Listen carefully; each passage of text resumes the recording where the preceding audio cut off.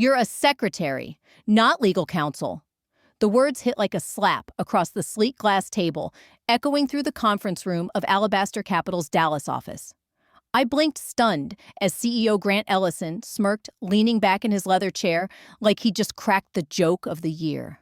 Laughter followed.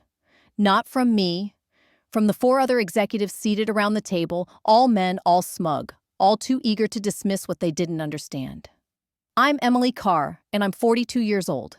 For the past 8 years, I've worked as the senior executive assistant at Alabaster Capital, a firm that prides itself on forward-thinking innovation as long as it comes from someone with the right title. To them, I was the woman who took notes, booked flights, and made sure Grant's preferred sparkling water was cold before meetings. What they didn't know, I held a law degree from Stanford. What they refused to see, I knew exactly what I was talking about. "Mr. Ellison," I said, forcing my voice to stay steady even though my stomach was tightening. "There's a loophole in Section 8 of the Mavian contract. The intellectual property language leaves us exposed to retroactive licensing fees." Grant waved a hand like he was shooing a fly. "Emily, your concern is noted, but maybe stick to calendar invites and client dinners? Okay, we've had actual lawyers go over this deal." I bit the inside of my cheek so hard it almost bled. Because I was an actual lawyer. I'd graduated with honors and passed the bar in 2009, but when my sister died in a car crash the following year, I'd become legal guardian to her 3 kids. I walked away from a 6-figure associate offer to raise them. By the time they were in high school, I'd taken the first job I could find assistant at Alabaster. It paid the bills. It gave me stability. But the plan had never been to stay this long. And now, here I was being laughed out of a room over a $90 million acquisition. One that I knew contained a critical error. Grant straightened his cufflinks. "Let's move on. The Mavian announcement is next Tuesday. We're done here." The others nodded, but I stayed seated quiet. That night, after everyone had gone, I sat at my desk with the contract open. The janitor passed by twice. I didn't even look up. I rewrote the section, flagged the clause, printed 3 annotated copies, slipped one into Grant's briefcase, one into the CFO's, and the last I emailed it anonymously to Mavian's legal team. By Friday, our office was in crisis mode. Mavian paused the acquisition, citing concerns over IP clarity. Investors panicked. Nobody knew where the tip came from, but I did. And I wasn't done yet. Carefully reviewing every page of the Mavian Systems acquisition contract, I took a long breath. My law degree may have spent the last decade boxed under a bed in my spare room, but my instincts razor sharp. And there it was, buried in subsection 8.4, a vague, dangerously underwritten clause about ownership rights in perpetuity. Others would have missed it. But I wasn't others. I grew up in Toledo, Ohio, the only child of a man who rebuilt carburetors by day and tutored me through algebra by night. My father believed in grit and education and in me. He used to say, "Lena, knowledge is the one tool no one can steal." He kept saying it even when chemo left him too weak to hold a wrench. When I got into Stanford Law, his smile told me everything I needed to know about sacrifice. He was proud, too proud to let me drop out when he got sick. But I did anyway. I had to. He passed the following year, and I never went back. That's how I ended up at Alabaster Capital, a temporary admin job that somehow turned into a decade-long detour. 10 years of calendar invites, catered lunches, and last-minute slide decks. But I listened. I observed. I learned more in silence than half the boardroom learned shouting. And now I was staring at a $90 million deal that could collapse if anyone pushed in the right spot. Grant Ellison, the CEO, was the kind of man who thrived on showmanship. He was 49, tall, slick, and always 3 martinis away from telling a room just how irreplaceable he was. Born into banking royalty, Grant had never tasted struggle. His office full of autographed photos, high-end scotch, and trophies that may as well say, best ego wasn't built for humility. The Mavian acquisition was his latest golden goose. The tech startup's platform could overhaul how investment firms processed compliance data. If it worked, it could make Alabaster Capital the premier name in fintech integration. For weeks, Grant had floated through the halls like a man already anointed. He called the deal his legacy. His words. I'd seen the board's draft email naming him Innovator of the Year. And from his tone during meetings, you'd think he personally wrote every line of the 300-page contract. But he hadn't. He barely read it. I had. And now, alone in the office, at 10:43 p.m., light spilling through the glass towers of downtown Dallas, I saw what none of the firm's 3 outside legal teams had caught. If Mavian chose to interpret the clause their way, they could retain exclusive licensing rights, which meant the moment the deal closed, Alabaster would own nothing. Grant didn't know it yet, but his crown jewel was about to become his greatest liability. And me? I wasn't just a secretary anymore. I was the ticking clock in his boardroom victory speech, and it had just started counting down. A slow smile spread across my face as the pieces began to fall into place. The next morning greeted Dallas with that clean October breeze I'd grown to love, crisp air golden light, and just enough chill to remind you that summer's ego was finally gone. At 8 a.m. sharp, I stepped through the polished glass doors of Alabaster Capital, holding 2 coffees and wearing the same composed face I'd worn for a decade. To anyone watching, I was still Emily Carr, ever reliable executive assistant keeper of the calendar binder of briefing notes. But under the surface, everything had changed. I went through the motions, confirming investor call times, preparing documentation for Grant's 2:00 meeting, even sorting a box of branded swag for the compliance summit next week. The same daily dance. At 9:30, Grant Ellison breezed in leather briefcase, in hand tapping his Apple Watch like the world waited for him to speak. He barely glanced at me. "Emily?" he called an hour later, standing in his doorway. "Coordinate with legal. I want all Mavian paperwork ready for signatures by Friday. Of course, Mr. Ellison." I stood calmly walking to his office. At the threshold, I paused. About yesterday's discussion regarding Section 8. His head snapped up. His expression soured. "I thought we were clear, Emily." "We were, sir." "I just thought, Emily!" His voice dropped to that warning tone. A few heads turned. "You're exceptional at logistics. But this isn't your lane. Let legal do their job." "I understand completely." I nodded with a polite smile. "Apologies for overstepping." He waved me off, already returning to his emails. See that it doesn't happen again." I walked back to my desk with measured calm, my heels echoing softly on the tile. But beneath that calm, something shifted. Quiet, focused, unrelenting. He thought this was over. At noon, I claimed a lunch break and headed to the Dallas Public Law Library. Told HR I needed material for a client pitch deck. Instead, I buried myself in case law. 2 hours later, I returned with a folder tucked neatly into my tote legal precedent after legal precedent supporting what I'd already suspected. That ambiguous clause in subsection 8.4 under Texas Corporate Code, it was exploitable, especially if it could be shown that the acquiring party had been warned and chose to proceed anyway. And Grant had dismissed me publicly, in front of 2 VPs and the CFO. He'd even cut me off mid-sentence. That wasn't just arrogance. That was documented negligence. And if this deal blew up, he'd be the one left holding the bag.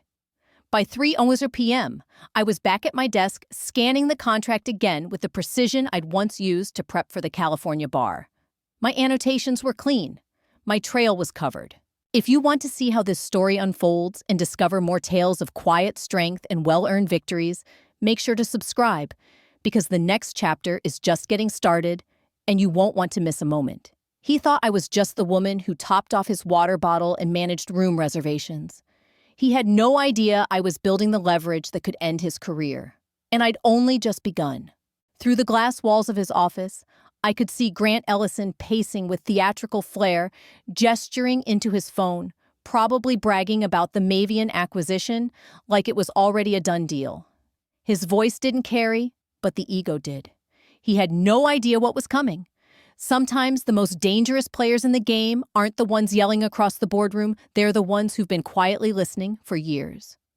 The next day tested my resolve more than I expected. I walked into Alabaster Capital at 7:55 a.m. Same routine, same face. Grant was already there, whistling. He looked jubilant. "Emily?" He called, waving me in. "Cancel my 2 p.m. with Bow Ridge.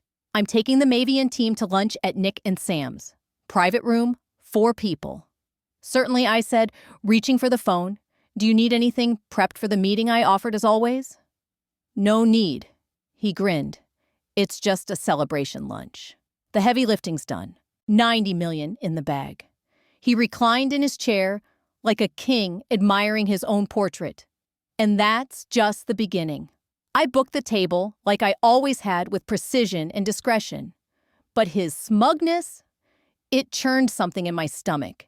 This deal wasn't just about growth, it was about his ego, and erasing everyone who helped him get there.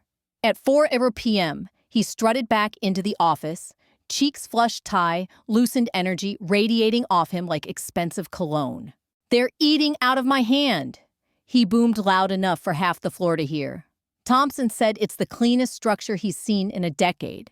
I watched from my desk as he launched into story after story, how he spotted the opportunity, he orchestrated the structure, he protected the IP rights. He hadn't done any of those things. That had been me. I'd flagged the risks. I'd structured the documentation flow. But in Grant's version, I didn't exist. That night, I stayed late again, but I wasn't alone. Thomas Rivera, a junior associate, was still at his desk in the legal wing. He was one of the few who treated me like more than background noise. We'd shared quick chats before, usually by the coffee machine. I knew he came from a working-class background like mine, first in his family to go to college. He respected people who'd earned their seat. Around 9:00 p.m., he stopped by my desk. "Long day," he asked, holding a half-empty mug. "Just trying to stay ahead." I smiled, closing the folder on my lap. "You know how it is." He paused, then lowered his voice. "Actually, I've been meaning to ask. Yesterday, when Grant dismissed your comment, what were you trying to tell him?" I studied his face for a beat. There was no condescension, no angle, just curiosity. And maybe backup. I looked around the empty office, then back at Thomas. "You busy right now?" I asked. "Not if you've got something more interesting than tax code briefs." I smiled faintly. "Come here. I want to show you something."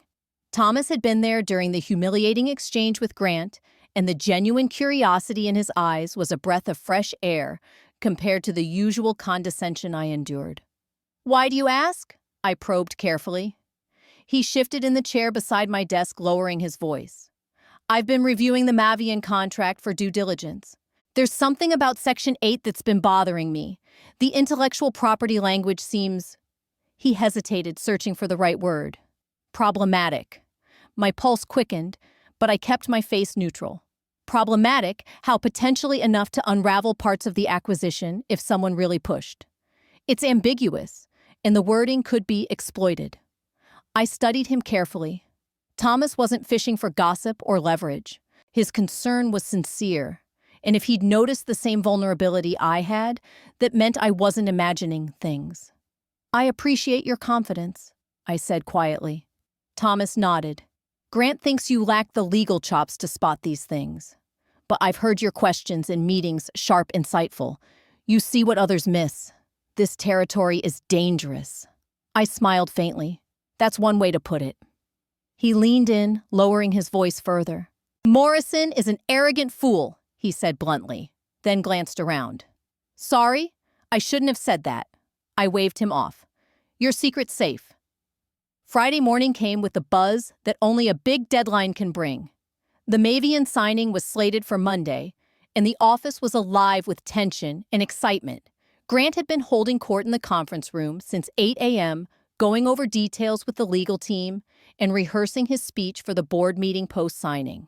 I moved through my morning tasks with extra care, knowing this was likely my last chance to act on the plan that had been taking shape all week. The research at the Dallas Public Law Library had confirmed my fears about the loophole, and I'd spent last night reviewing Texas corporate filing protocols to prepare. At 10 a.m., Grant strode out of his office, documents in hand, wearing that smug expression I knew too well. "Emily," he said, dropping the papers on my desk without meeting my eyes. "Send these to Harrison Blackwell and Associates. Priority 1. I nodded, already reaching for my phone. He waved me off and added, "Also, call my wife. We'll need champagne for Monday's celebration dinner. The good stuff, none of that cheap nonsense she brought for the Peterson deal." "Of course," I replied calmly. "Anything else?" He paused at my desk as if weighing something. "Yes, prepare a press release announcing the acquisition. Make sure it highlights my role. The board will want the public to see who made this deal happen." The irony was almost unbearable. Here I was, the person who had quietly flagged the deal-breaking clause, who had pored over every line and cross-checked the law, now ordered to sing Grant's praises publicly while he took all the credit. But this was the final act before the real show began. I glanced at the contract once more, then back at Grant's retreating figure. They thought they had won. They had no idea what was coming. He wanted me to write a press release praising his victory while I was preparing to dismantle that very victory within hours. "I'll have a draft ready by this afternoon," I told him, voice steady. "Excellent." Grant straightened his tie and headed toward the elevators. "I'll be at lunch with Harrison until 3 p.m. Hold my calls." As the elevator doors slid shut, a rush of adrenaline surged through me, the same fierce energy I'd felt during law school moot court competitions. This was my moment. I walked calmly to the filing room and retrieved a copy of the Mavian Systems acquisition contract, along with the accompanying documents detailing intellectual property transfers. Back at my desk, I opened my laptop and navigated to the Texas Secretary of State Corporate Filings portal. The loophole I'd uncovered was elegantly simple. Section 8.4 included vague language about subsidiary rights and intellectual property that could be interpreted multiple ways. More crucially, it contained a provision allowing third parties to file claims for subsidiary rights directly with the state corporate registry. In practice, this meant someone armed with the right knowledge could file a claim for specific intellectual property rights tied to Mavian's patents that weren't explicitly covered in the main acquisition agreement. If the filing succeeded, it would create a legal obstacle capable of delaying or derailing the entire deal. The filing fee, just $1. I spent the next hour meticulously preparing the paperwork. My legal training kicked in every detail, double-checked every form correctly filled. The rights I targeted involved Mavian's data processing algorithms, technically not the core tech Alabaster wanted, but crucial enough that losing them would drastically reduce the deal's value. When I finally hit submit at exactly 2 p.m., my hands trembled just a little. This was no longer about revenge. It was about reclaiming my worth, proving I was more than just an assistant, more than the invisible woman who brewed the coffee and booked flights. The deed was done. The weekend crawled by. I stayed in my modest Dallas apartment, trying to distract myself with books and TV, but my mind kept returning to that filing. Doubt crept in. Had I made a huge mistake? Could this blow back on me? But a fierce satisfaction burned beneath the fear. For once, I was the one making moves. By Sunday night, I convinced myself it was overblown. Maybe the loophole wasn't as significant as I thought. Maybe the legal teams would swiftly patch the gap. Maybe Grant would still claim his glory and I'd remain invisible just like always. But Monday morning shattered that fragile hope. The phones started ringing early. Investors, lawyers, executives. Mavian had frozen the acquisition. News leaked that third-party claims were filed against key subsidiary patents. The entire deal was on hold. I sat at my desk, heart pounding, knowing exactly what had just happened. The game had changed, and I was no longer a bystander. I arrived at the office at my usual 8 a.m. to find the lobby in utter chaos. Grant Ellison stood near reception, his face flushed with rage, shouting into his phone. Around him, a cluster of executives wore expressions, ranging from confusion to outright panic. "What do you mean there's a filing dispute?" Grant barked. "The signing is in 3 hours. Fix this now." I walked past the group with my practiced calm, noting that none of them spared me even a glance. Hidden in my purse was the filing confirmation from the state registry, along with all supporting documentation just in case. At my desk, I mechanically checked Grant's calendar and sorted his mail, but my ears strained toward the frantic calls coming from his office. Through the glass walls, I saw him pacing like a caged lion, shouting at someone on the phone, then furiously typing on his laptop. By 9:30 a.m., Harrison Peters, the lead attorney from the law firm handling the acquisition, arrived looking like he'd spent the night in his car. His normally crisp suit was wrinkled and his hair unkempt. "Where's Ellison?" he demanded, barely glancing at me. "In his office," I replied smoothly. "Should I let him know you're here?" "He knows." Harrison stormed past my desk and into Grant's office, slamming the door behind him. From my seat, I could hear the muffled voices, words like intellectual property dispute and third-party filing drifting through the walls.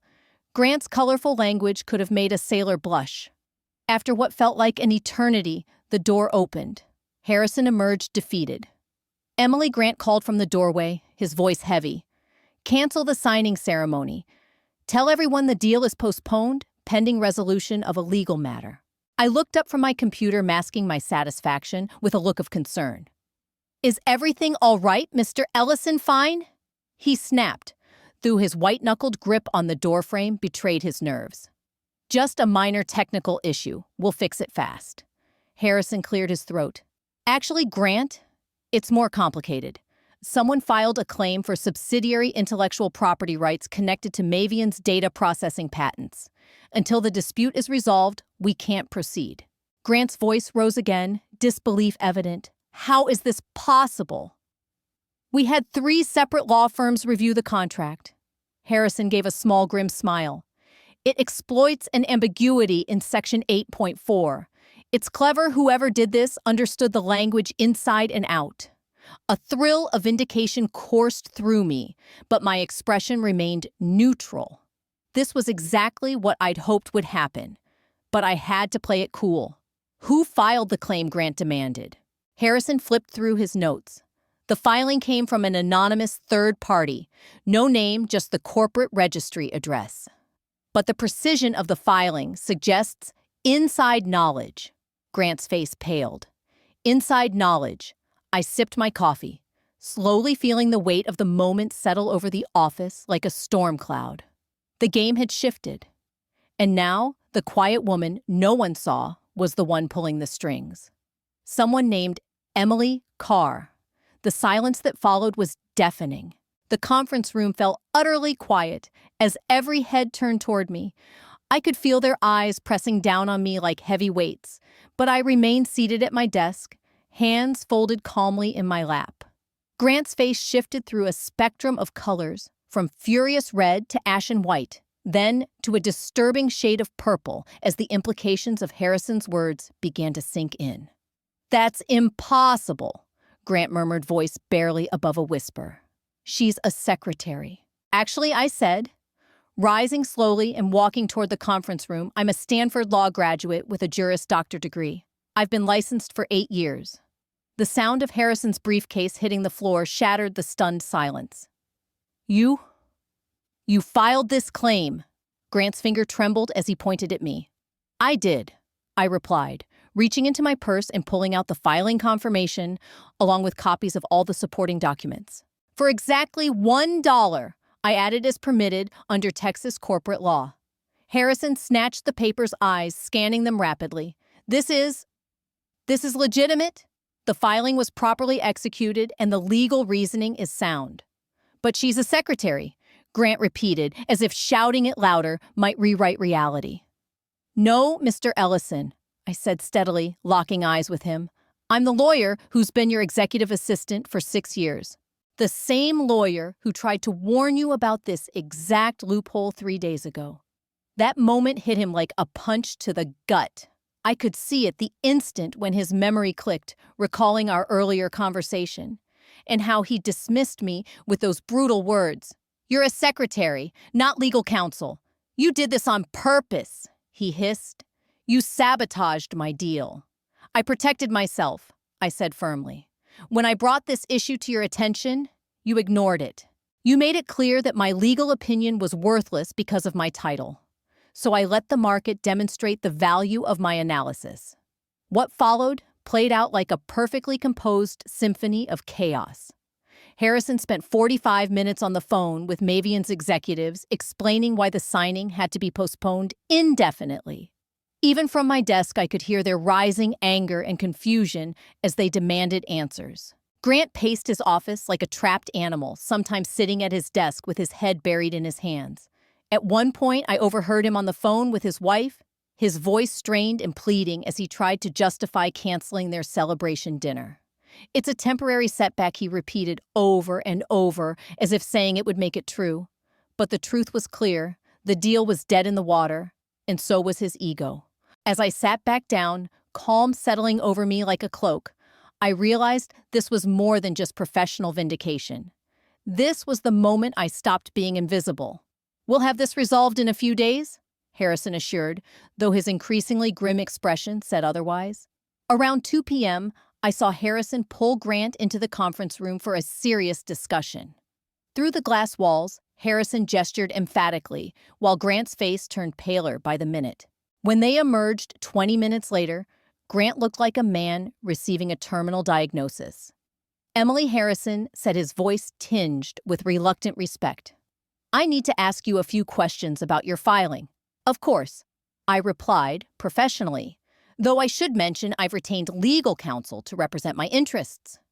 Grant's head snapped up. "Legal counsel? You can't afford legal counsel." "Actually, I can," I said with a calm smile, the first I'd allowed myself all day. "Turns out a $1 investment in intellectual property rights can be incredibly valuable when wielded properly." Harrison cleared his throat. "Ms. Carr, would you be willing to discuss a potential resolution to this dispute?" "I'm always willing to have a conversation," I said, though I should warn you, my position is quite strong both legally and strategically. The dawning horror on Grant's face was worth every moment of humiliation I'd endured over the past 6 years. Within hours, news of the collapse deal rippled through Dallas's financial district. By Tuesday morning, Alabaster Capital's stock had plunged 12%, and the board called an emergency meeting. By Wednesday, Grant Ellison was placed on administrative leave, pending a full investigation into how such a massive legal oversight could occur. The Mavian executives, furious over the public embarrassment and doubts about Alabaster's due diligence, withdrew from negotiations and began courting rival firms. Grant's downfall was swift and merciless.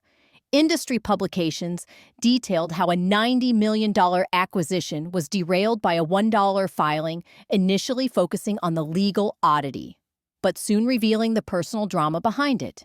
When the story broke about how he'd ignored the warnings from his own assistant about the loophole that destroyed the deal, Grant became a cautionary tale of arrogance and incompetence. No major financial firm wanted to touch him. Eventually, he accepted a position at a small regional investment company in Ohio, a dramatic fall from his Dallas throne. Meanwhile, Harrison Peters, impressed by my legal acumen and strategic thinking, approached me with an offer to join his firm as a corporate attorney. Within a week, 3 other prestigious firms followed suit. I accepted a position at Sterling & Associates, one of Dallas's top corporate law firms, with a starting salary, triple what I'd earned as an assistant. As I packed my desk at Alabaster Capital for the last time, I thought of my father's words, "Education is the one thing nobody can take away." Grant Ellison had tried to keep me in a box labeled secretary, but he forgot that titles don't define intelligence. Actions do. My revenge was perfect, not because it was cruel, but because it was just. Sometimes, the sweetest victories come from proving your worth by simply being exactly who you were meant to be all along. Hey everyone! If my story has inspired you, please leave a comment below. I'd love to hear your thoughts, whether you've ever felt underestimated or overlooked, or if you've had to fight quietly for your worth. Your support means the world to me, and every comment reminds me that none of us are truly invisible. Remember, no matter how small or invisible, you may feel, your knowledge and perseverance are your greatest strengths. Stand up for yourself, stay prepared, and never let anyone define your value by their limited view. We all deserve to be seen for who we truly are.